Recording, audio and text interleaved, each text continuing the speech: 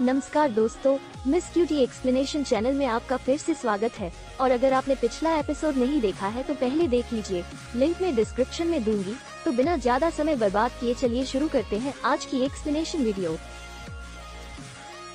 अब जैसा कि हमने मासूम मास्टर के पिछले एपिसोड में देखा था कि चैन गार्डन के मास्टर से एक अवेकनिंग फ्लावर मांगता है और जाने से पहले उनको उनकी बीमारी को ठीक करने के लिए एक फॉर्मूला भी लिख कर देता है, जिसको देखकर पिंक गार्डन की मास्टर काफी हैरान रह गई थी, क्योंकि उसमें लिखे जो मिडल थे वो काफी यूनिक थे, लेकिन उसको बनाने का जो प्रोसेस था अब वो बहुत ही ज्यादा बेसिक था। और इस वजह से उन्हें ऐसा लग रहा था कि शायद जैन साहब की कल्टीवेशन लेवल उनसे काफी कम होगी, लेकिन अब तक चैन सा और वहाँ से निकल चुके थे। और जब ये चीज बिल्कुल गार्डन की मास्टर देखती है तो वो तुरंत बाहर जाने लगती है उन लोगों को गुड बाय कहने के लिए। और अब आगे तो दोस्तों आज के एपिसोड की शुरुआत में हम देखते हैं कि अब चैनसा और लॉर्ड जो मेन गेट से बाहर निकल आए थे, जहां लॉर्ड जो चैंस उसे बोलते हैं कि मास्टर आज तो आपने कमाल ही कर दिया, लेकिन यहाँ पर जो लोग अंदर नहीं जा पाए थे और जिन लोगों को गार्डन की मास्टर ने भगा दिया था, वो लोग उन दोनों को देखकर काफी ज्यादा हैरान रह गए थे। उनमें से एक बंदा कहने लगता है कि ये लोग बिल किंग गार्डन के मास्टर को ऑफेंड किए थे, लेकिन इसके बावजूद भी आखिर ये लोग जिंदा कैसे बाहर आ रहे हैं।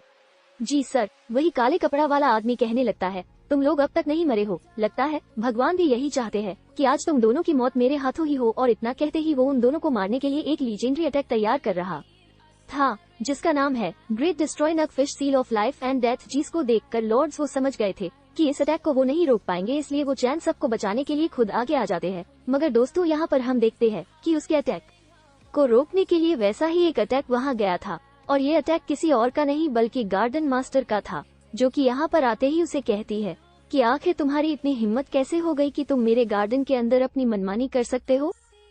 बिल किंग गार्डन की मास्टर यहाँ पर काफी ज्यादा फ्यूरियस हो गई थी और जमीन पर उनके पैर पड़ने से इतनी ज्यादा एनर्जी निकल रही थी कि वहाँ पर भूकंप तक आने लग गया था। और फिर वो उस काले कपड़े वाले आदमी के ऊपर एक स्लाइस अटैक करती है और इससे उस आदमी को काफी ज्यादा डैमेज होता है, उसके मुंह से खून तक निकल रहा था। मगर अभी भी गार्डन की मास्टर रुकने वाली नहीं थी, वो अपने मैजिक डस्ट का इस्तेमाल करके उसे हवा में उठा देती है। अब ये सब देखकर उस काले कपड़े वाले आदमी को होश आ गया था कि अगर ऐसा ही चलता रहा तो आज उसकी मौत है।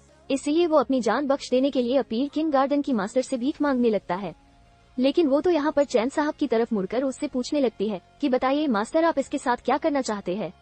और जैसे ही वो चैनसा को मास्टर बोलती है तो ये सुनकर वहाँ पर मौजूद बाकी सभी लोग काफी ज्यादा हैरान हो गए थे। उन्हें तो अपने कानों पर विश्वास ही नहीं हो रहा था। और हम देखते हैं कि अब चैन साहब पर किंग गार्डन की मास्टर से कहता है कि इसको मार दिया जाए, तो वो तुरंत उसको मारकर उसकी स्टोरेज वाले रिंग को चैन शफ को सौंप देती है। जिसके बाद हम देखते हैं कि वहाँ पर सियाओ की इन एक जेड क्रिस्टल लेकर आती है, जिसको की गार्डन के मास्टर आस आप रिजल्ट चैन सब को देना चाहती थी। वो कहती है कि मास्टर प्लीज आप मेरे इस तोहफे को स्वीकार कीजिए। अगर आपको सावधान सिटी में कभी भी कोई भी प्रॉब्लम होती है तो आप इसकी मदद से मुझे बता सकते हैं, मैं आपकी मदद के लिए तुरंत वहां पहुंच जाऊंगी। तो इसके लिए चैन सा उनको थैंक यू कहता है और कहता है कि आप तो बहुत ज्यादा काइंड है। जिसके बाद वो सभी से कहती है कि मास्टर चैनसा और फिर किंग गार्डन में अगर कोई भी बदतमीजी या फिर उन्हें करने की कोशिश करेगा तो उसको मैं नहीं छोड़ूंगी। तो ये सुनकर वहाँ पर सभी लोग डर जाते हैं। जिसके बाद फिर सीन चेंज होता है और हमें बिल हाउस का सीन दिखाया जाता है, जहां पर चैन साहब बैठकर उस फ्लावर को ऑब्जर्व कर रहा था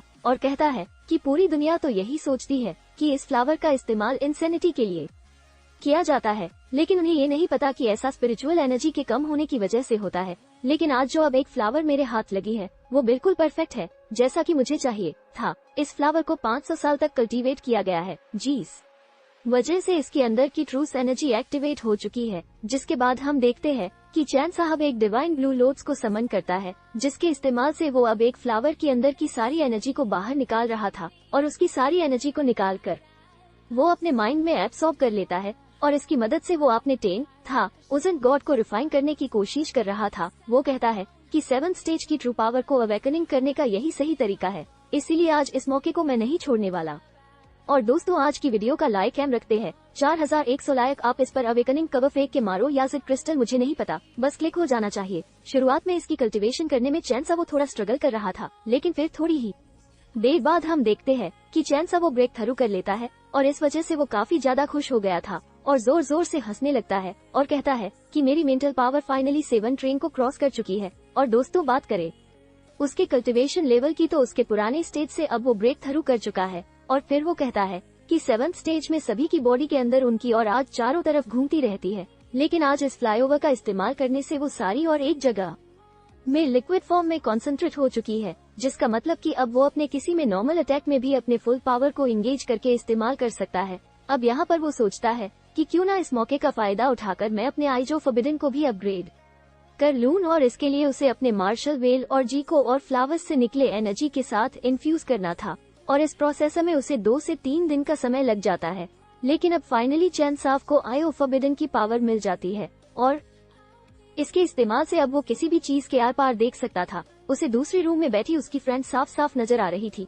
और दोस्तों, इसी के साथ आज का ये एपिसोड यहीं पर खत्म होता, और अगर एक्सप्लेनेशन अच्छी लगी हो तो वीडियो को लाइक जरूर कर देना।